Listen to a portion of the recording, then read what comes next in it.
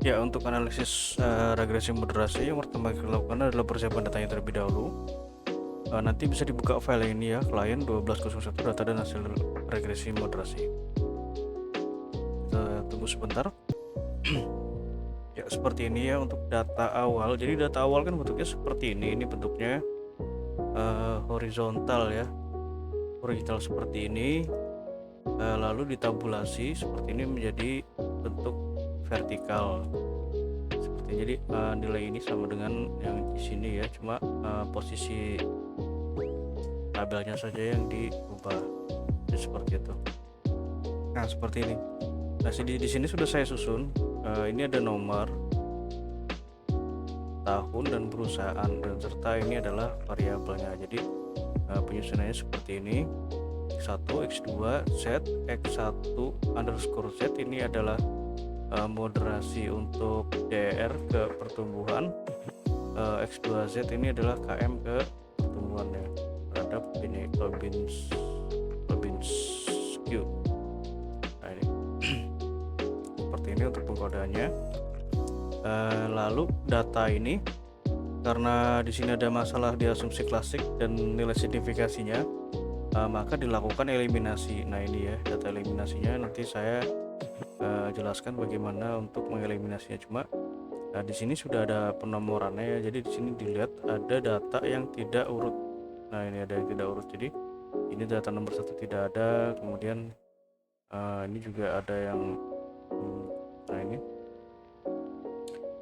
ada yang tidak urut seperti ini ya. Jadi totalnya itu tadinya adalah, kalau di total ya, totalnya itu adalah 81, setelah dieliminasi menjadi 62 data. Jadi di sini ada data yang dihilangkan. Nah, data yang hilang itu mana? Nah, ini ya, yang tidak ada nomornya di sini. Jadi contohnya ini. Jadi data nomor 1 ini. Nah, ini dieliminasi. Nah, nanti saya akan tunjukkan caranya. Nah, jadi kita gunakan data yang ini dulu, yang masih full. Oke, setelah datanya ditabulasi seperti ini, kita buka aplikasi SPSS. Nah, di sini saya menggunakan SPSS versi 26. Namun pada cara ini bisa dilakukan di versi SPSS berapapun ya, karena prosesnya akan sama saja. Kita tunggu sebentar.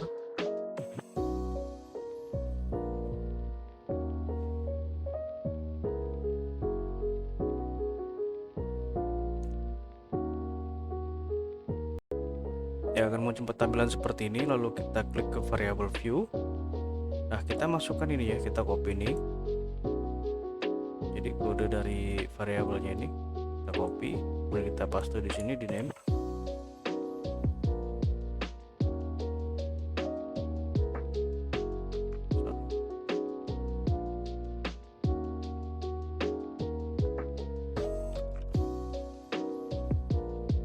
Paste seperti ini ya. Lalu label. Nah, label kita masukkan ini. Label itu yang ini ya, nama dari variabelnya.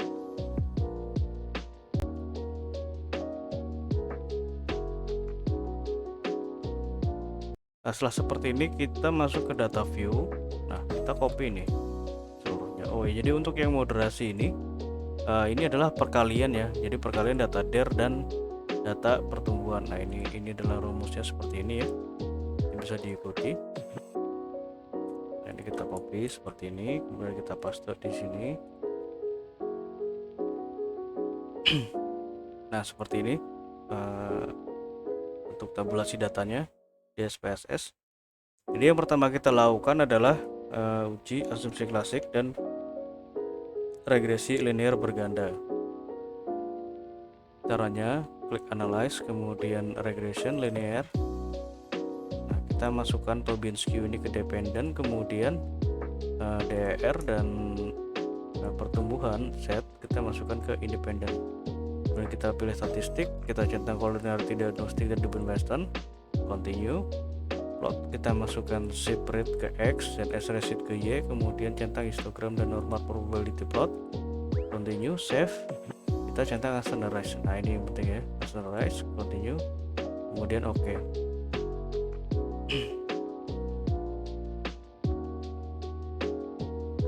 tunggu sebentar untuk hasilnya.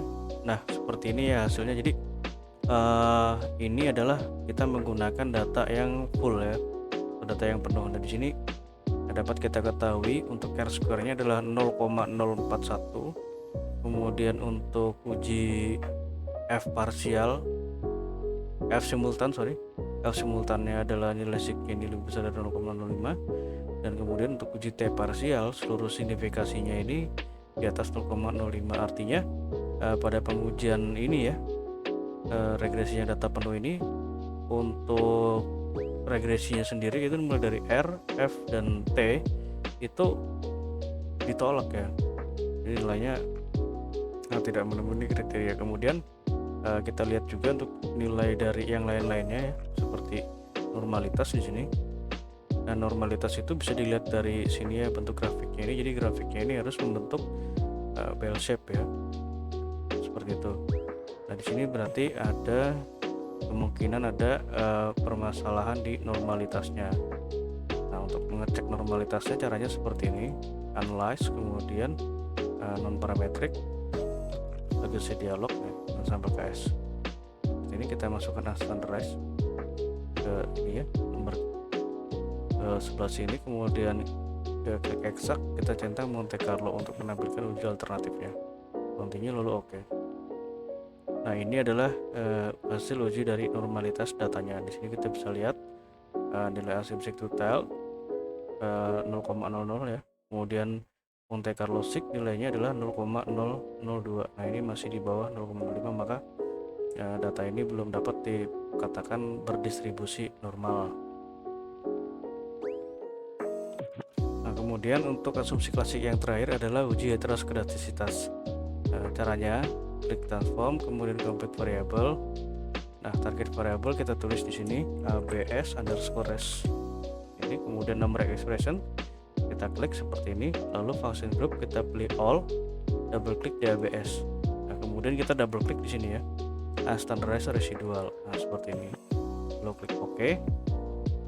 Nah, kita analisis regresi seperti analisis regresi ya. Jadi untuk heteroskedastis ini prosesnya sama seperti regresi. Ini kita reset dulu. Yang tadinya kan kita centang statistik dan lain-lain, kita reset, kita ulang.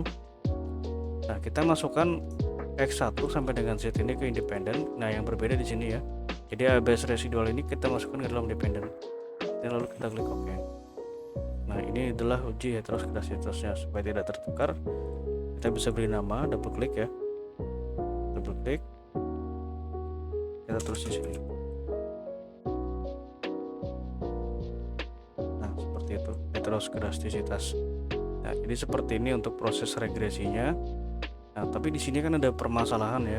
Jadi nanti saya tidak akan mengulang bagaimana proses regresinya dan asumsi klasik dan regresi ini berlangsung, karena prosesnya sudah dijelaskan di sini ya. Nah, selanjutnya ini kita mencoba mengeliminasi hingga datanya ini terdistribusi normal. Nah, ini seperti ini ya. Nah, untuk cara eliminasinya seperti ini ya. Jadi klik analyze, kemudian sebentar. Jadi caranya seperti ini. Nah, ini kan data yang masih belum kita eliminasi. Kita copy dulu, kita buat lembar kerja baru seperti ini, lalu kita paste. Nah, seperti ini ya. Nah, ini kita bisa kasih jarak seperti ini, lalu kita hilangkan garisnya. Nah, seperti ini.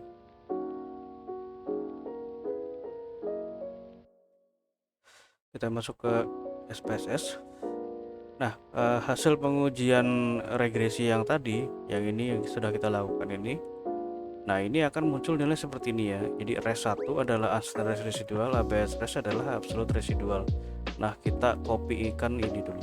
ABS res ini kita copy, kita paste di sini ya, di sebelah sini. Nah, seperti ini. Jadi untuk cara ini memang tidak banyak orang yang tahu ya.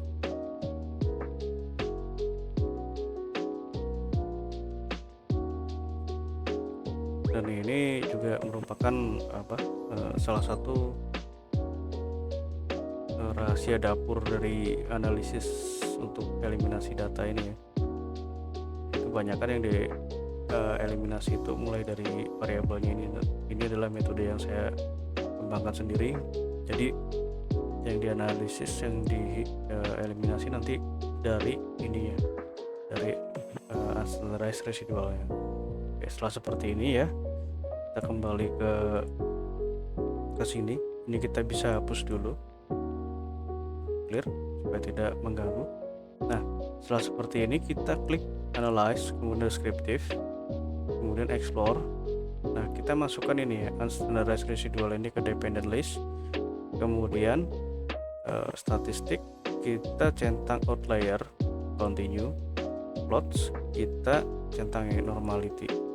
Nah, seperti ini ya, lalu continue, lalu oke.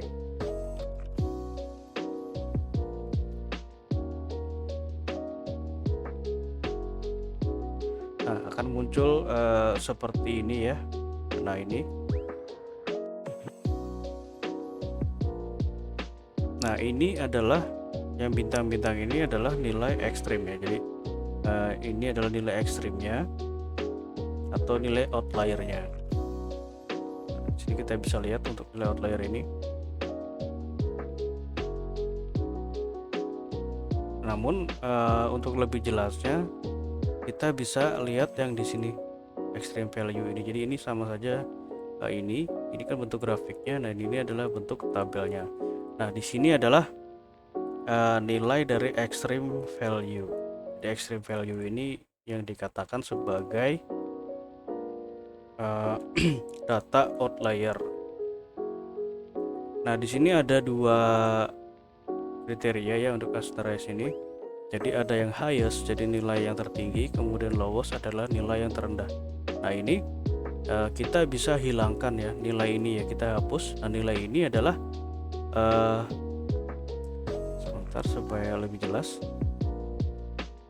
Nah, nilai ini adalah urutan di sini. Jadi high 1, yang satu adalah nomor 11.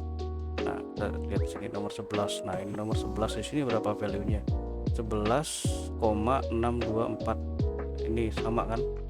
11,624. Kemudian kita coba lihat lagi lowest yang terbesar adalah ini ya, 5 ini ya.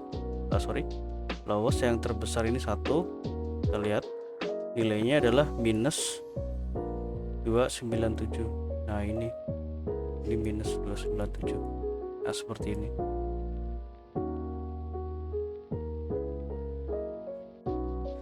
Nah, ini kita tinggal eliminasi saja.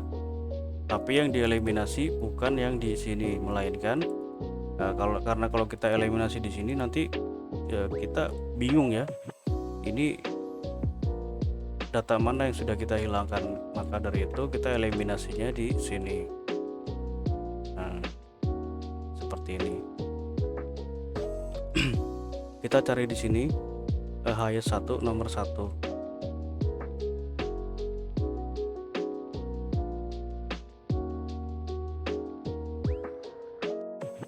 Highest 1 adalah case number 11. 11,62. Nah, ini ya 11,62.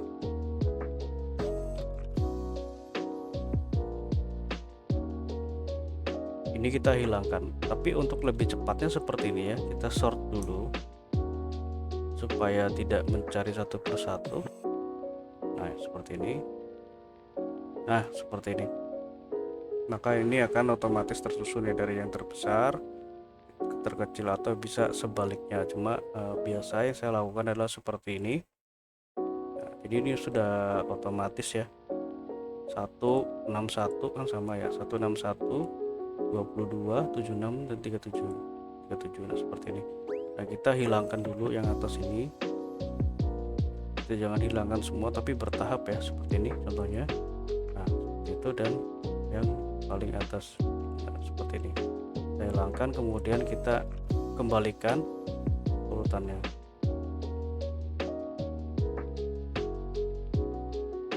Nah, seperti ini. Nah, setelah dikembalikan maka nilainya ini jumlahnya ini akan berkurang. Nah, ini jumlahnya adalah 77 ya. Nah, setelah seperti ini kita hapus dulu ini residual, ini kita hapus, ini kita copy,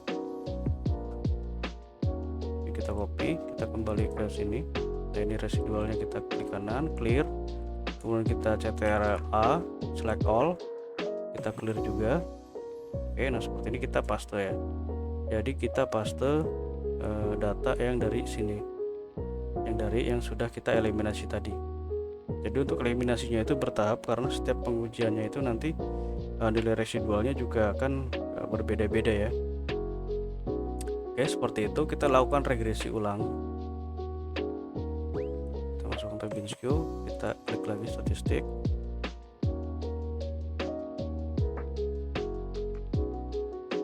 Seperti ini ya. Lalu kita klik OK. Nah, kita lihat apakah ada perubahan. Nah, seperti ini ya, jadi sudah ada perubahan. Nah, kita bisa bandingkan di sini ya. Nah, sebentar, kita bandingkan dulu dari hasil yang pertama. Adalah hasil yang pertama.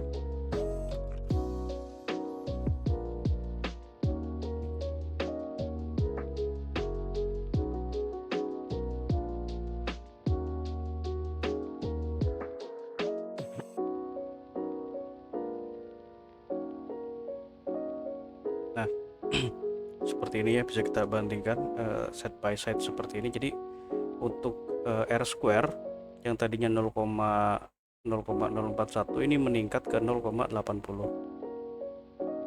seperti itu. Untuk signifikasinya juga sudah mulai meningkat ya, dari ini 0,355 ke 0,1. Kemudian yang paling terlihat adalah di bagian signifikasinya. Di sini untuk KM ini kan belum signifikan ya, tapi di sini sudah mulai signifikan. Nah, ini adalah data yang sudah kita eliminasi seperti itu. Tapi kita lihat juga untuk normalitasnya, kita cek ya normalitasnya seperti apa. Sama seperti ini fungsinya ya, seperti ini normalitasnya. Untuk signifikasi Monte Carlo 0,18 di data sebelumnya.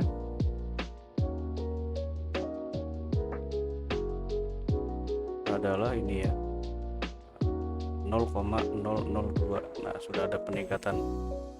Oke. Kita uji ulang ya residualnya ini. Seperti sebelumnya, seperti tadi sama, kita copy dulu residualnya ini ke sini ya, ke data yang sudah kita eliminasi ini. Nah, seperti ini. Nah, di SPSS kita kembali lagi seperti ini. Caranya sama seperti ini, di analyze, descriptive statistic, explore. Kita masukkan ini as residual statistik. Nah, ini sudah oke. Plots ya, udah ya, normalitas sudah oke.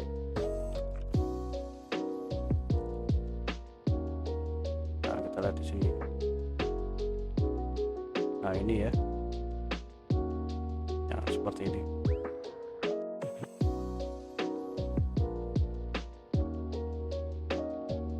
Nah, karena di sini nomornya itu berubah ya, nomornya kembali lagi. Ini kan nomornya berubah ya, karena nomor cache number ini adalah yang digunakan cache number yang ini. Nah, kita beri nomor ulang di sini. Kita beri nomor ulang. Jadi nomor ulang ini adalah nomor yang di sebelah sini ya, nomor yang baru. Jadi bukan menggunakan nomor dari variabel data yang awal. Nah, seperti ini ya. Jadi tinggal diikuti saja nanti prosesnya seperti ini. Sama seperti tadi, kita sort dulu.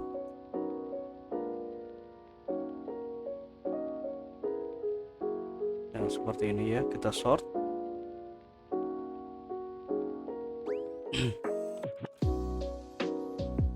Nah, di sini kita bisa lihat ya, jadi untuk yang lowest itu terkecil karena kita sortnya tadi terkecil. Jadi yang lowest di sini adalah lowest yang pertama adalah nomor 19 ini ya.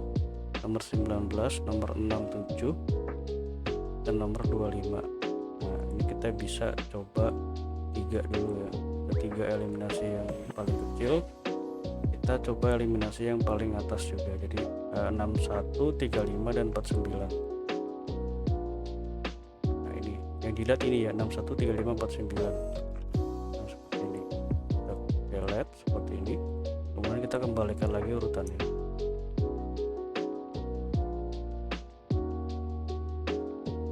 Ya seperti ini. Nah, sekarang datanya tinggal 71.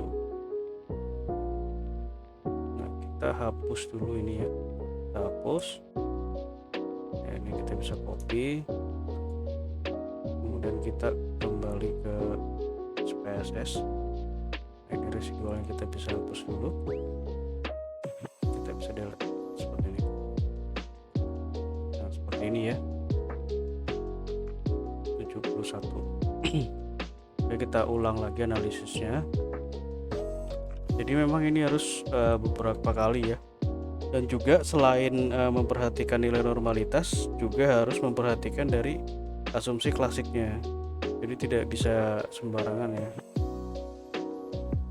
Nah seperti ini kita lihat nilai dari R-square nya sudah meningkat ya dari yang sebelumnya. Coba bandingkan lagi side by side.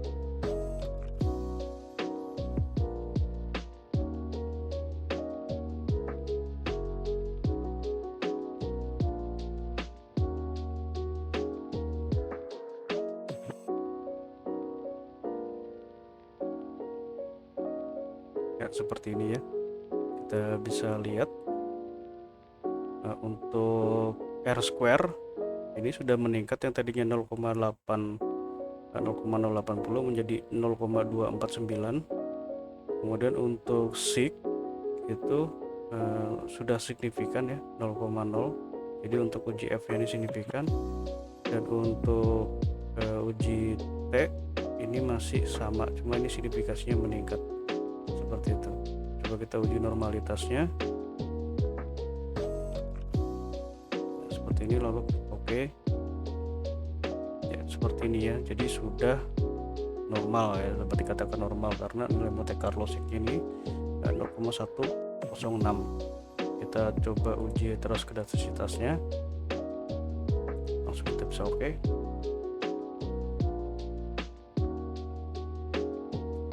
Jadi selain menguji ini ya, menguji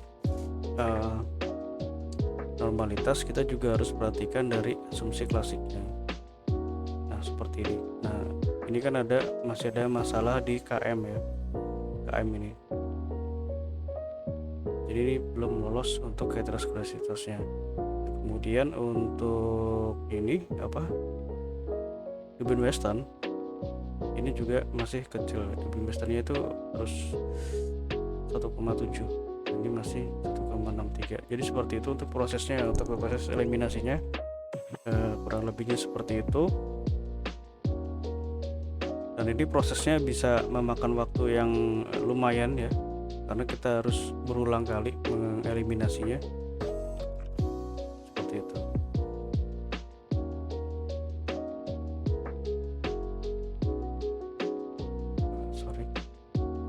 Nah, kita coba menggunakan data yang sudah saya eliminasi ya. Kita bisa clearkan.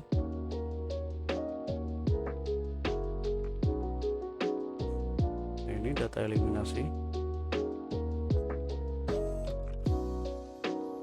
Supaya prosesnya tidak terlalu panjang. Coba analyze regression linear. Kita masuk ke Tabinsky.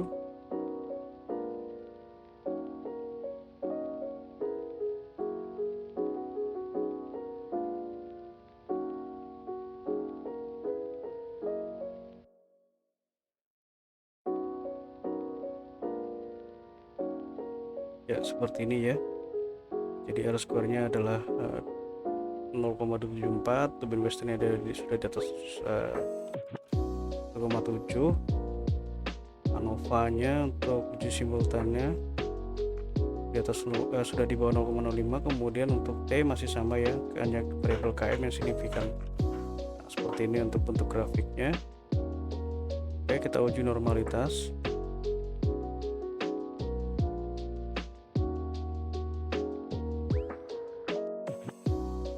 Nah, ini adalah normalitasnya ya, Monte Carlo normal. Kemudian kita coba untuk heteroskedasitasnya.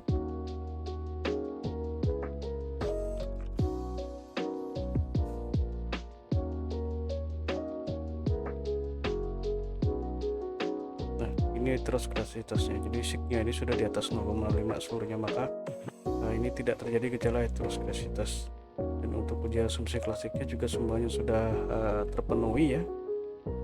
Nah, jika asumsi klasik sudah terpenuhi dan regresi berganda sudah dilakukan, selanjutnya adalah pengujian moderasinya. Caranya klik analyze, kemudian regression linear. Nah, ini kita bisa reset lagi, kita masukkan ini ya, DER kita masukkan seperti ini, kemudian set, dan ini DER underscore set yang ini ya kita masukkan. Nah, seperti ini, kemudian Tobinsky kita masukkan ke dependent. Oke. Nah, ini adalah hasil dari moderasi yang pertama. Jadi ini pertumbuhannya tidak memoderasi ya untuk variabel DER ya. Nah, kita coba untuk moderasi yang kedua. Ini kita bisa keluarkan terlebih dahulu. Seperti ini kita masukkan KM, set, dan ini X2 set ini ya, kemudian oke. Nah, ini ya, ini adalah untuk moderasi yang kedua. Jadi pada moderasi yang kedua ini pertumbuhan ini memoderasi hubungan antara KM dan Tobinsky ya, seperti ini. Jadi seperti itu untuk prosesnya. Untuk interpretasi dari data ini nanti bisa dilihat di file Word yang sudah saya kirimkan. Jika ada pertanyaan nanti silakan langsung ditanyakan saja. Terima kasih.